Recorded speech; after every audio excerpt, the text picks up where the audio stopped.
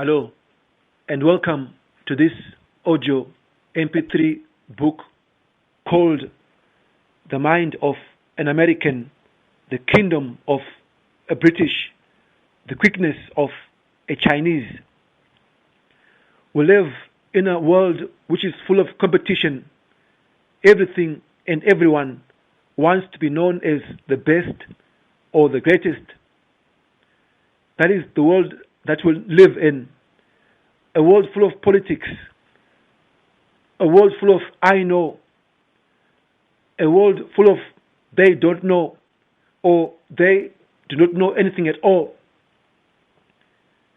It is a traffic jungle. This very world that we now live in. And it has been like that for the longest of times. The times when men took over kingdoms and tried to cling to power. Men like Alexander the Great, Napoleon, Adolf Hitler. Today, men seem to fight more in a game or in a sphere called economics.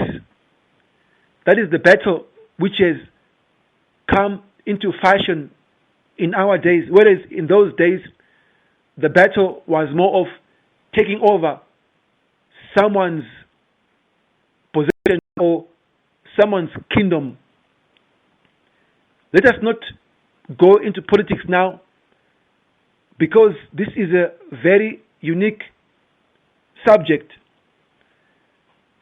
It is based upon the wonders of this earth, wonders which are now explained, which are now made plain.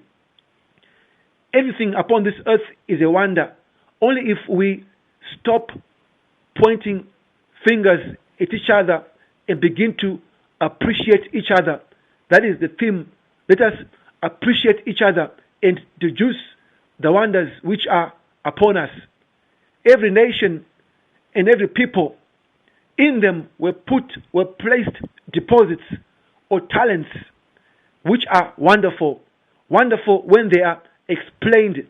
Wonderful when they are given an interpretation. That is the very essence of this audiobook, The Mind of an American, The Kingdom of a British, The Quickness of a Chinese. For those nationalities which are left out, it is not intentional. An author can only deduce or can only give an explanation of those things which he has observed, or of those things which he has been inspired to observe. I have been inspired to observe these three nationalities. Not that the other nationalities are not good enough. No. It is what I have observed through inspiration. The mind of an American. Let us now go deep into interpretation. You must understand that interpretation is not something which is obvious, but if it is brought out in a plain way, you can even marvel at it. The mind of an American. To begin with, America is located on the west side of the hemisphere, the western side, and American cars are left-handed. People drive cars in America on the left side, which is different from most of the other nations upon this earth. Now, something which is right-handed represents the east. Something which is left-handed represents the west. So the country is in the west, and the drivers of motor vehicles in America they use the left side. The vehicles are even left-handed. Or rather, the vehicles, they are propelled from the left side of the car as compared to the right side of the other cars. that in itself, it means something. It means something, if not everything. Because when you look at the West, it means something. It means the wisdom of man, the knowledge of man.